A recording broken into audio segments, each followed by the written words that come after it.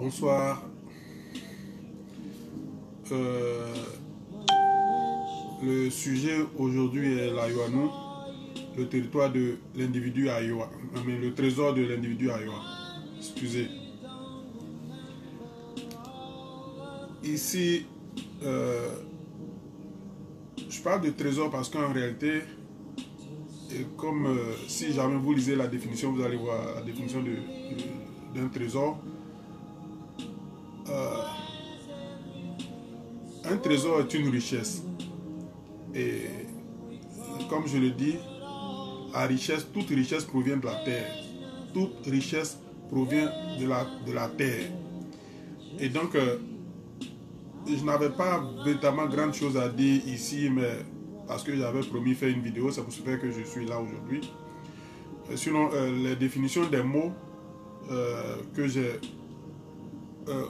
copié et plaqué sur mon mur disent tout.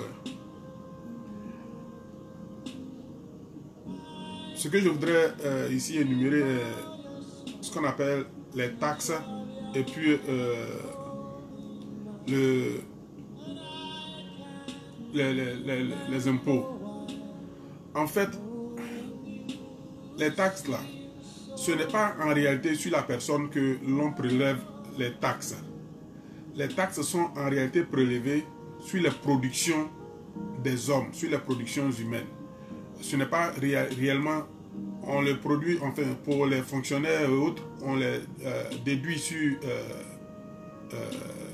le salaire, parce qu'en réalité, même quand vous êtes un fonctionnaire, vous êtes en train de produire quelque chose, vous êtes en train de faire une production spirituelle ou morale ou intellectuelle.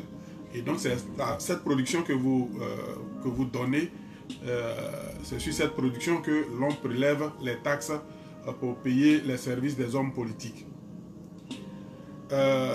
Les impôts, comme je l'ai toujours dit, c'est juste parce que on a débroussaillé, c'est-à-dire les autorités ont débroussaillé, ont terrassé, ont viabilisé et ont réalisé quelque chose, ou bien ont mis en bail ou en location le territoire.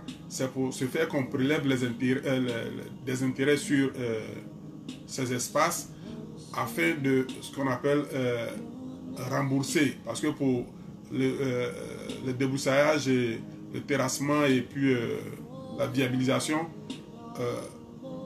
la mairie est en train de... Bon, ici je parle de mairie parce que logiquement c'est le rôle de la mairie, mais sinon les autorités sont obligées de contracter soit des dettes ou bien de signer des contrats avec des entreprises capables de faire ce travail. Et quand ils le font, les impôts permettent de rembourser les investissements de ces derniers, de ceux avec qui, ou des entreprises avec lesquelles soit les autorités ont signé les accords, et aussi entretenir le territoire, ou bien si vous voulez la ville ou la cité. Voici les raisons pour lesquelles on prélève des intérêts, des taxes sur les taxes et puis les impôts sur les biens et la terre. Mais sinon, logiquement, on ne vend pas une terre.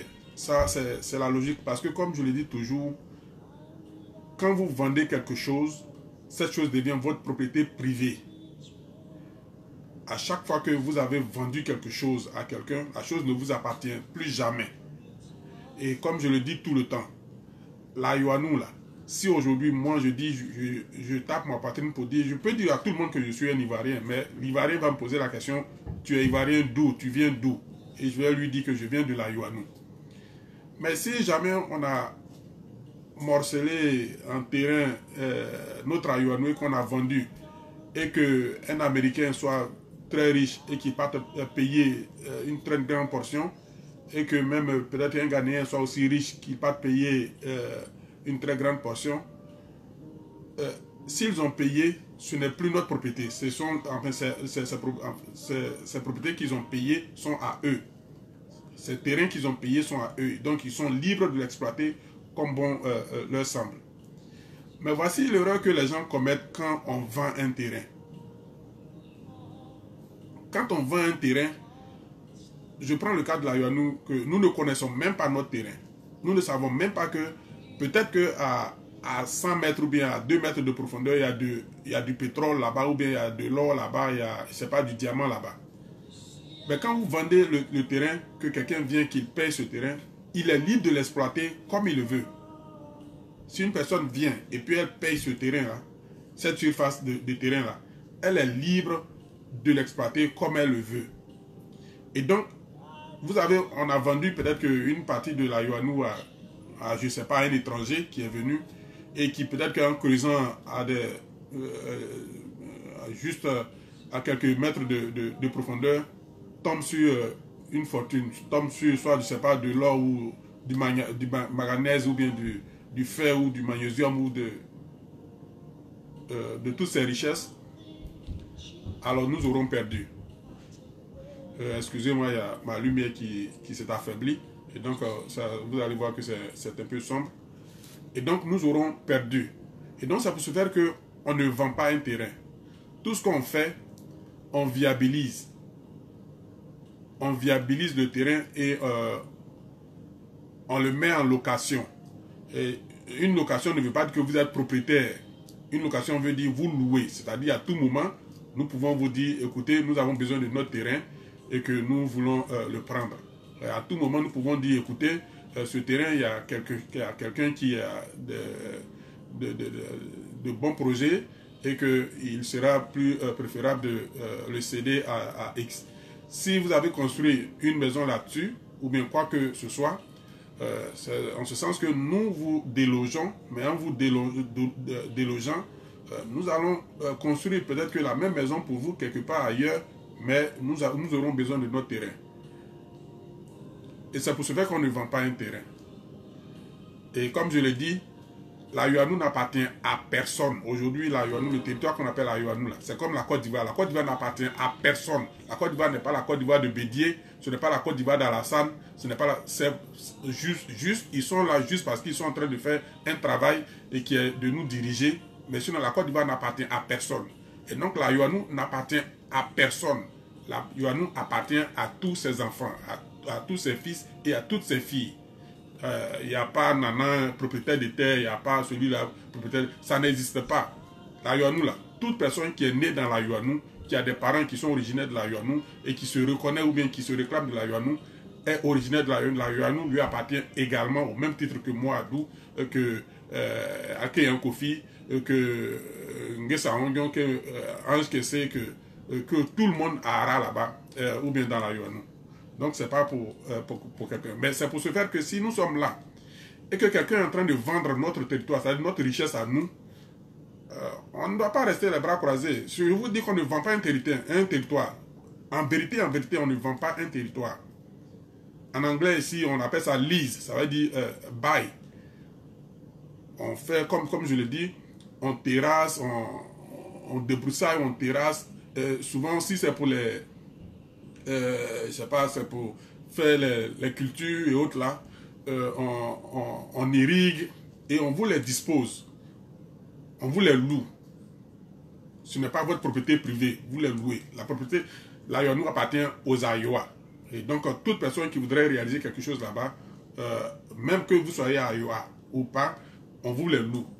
Mais voici ce que nous allons faire, parce que ce système, je l'ai retrouvé en Angleterre. Et c'est très bien, ça permet aux communautés ou bien aux peuples de conserver leur dignité et puis leur fierté quelque part aussi. En Angleterre, par exemple, si vous avez l'intention, vous êtes étranger et que vous voulez réaliser quelque chose sur leur territoire, il va falloir que vous passez par un Anglais, absolument, que vous soyez milliardaire, multimilliardaire, que vous ayez suffisamment de moyens. Mais si vous voulez réaliser quelque chose sur leur territoire, vous allez prendre un Anglais et c'est cet Anglais-là qui sera au devant de toutes vos démarches. C'est lui qui fera tout pour vous. Vous, tout ce que vous faites, c'est peut-être que apporter votre apport, apporter les moyens financiers. Sinon, l'anglais ne voudra jamais qu'un étranger vienne exploiter son territoire. Et ce système, nous allons l'employer aussi dans l'avenir, parce que c'est très bon. Ça permet aux Aïois de garder leur dignité et puis d'être véritablement propriétaires de leur territoire. Donc c'est ce que nous allons faire. Et comme je l'ai dit, les taxes et autres là, c'est sur les productions des hommes qu'on prélève des taxes. On ne prélève pas des taxes sur la personne.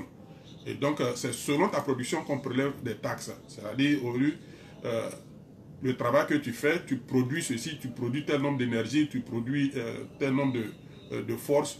Et c'est sur ces choses-là qu'on prélève des taxes pour rémunérer les hommes politiques, parce que les hommes politiques doivent être consacrés à l'organisation de la cité, à son amélioration. Et ça, c'est le travail, c'est le travail qui est le leur. Et donc, c'est comme ça que le monde fonctionne. Je vous remercie pour aujourd'hui. Et puis, allez-y, lisez les définitions.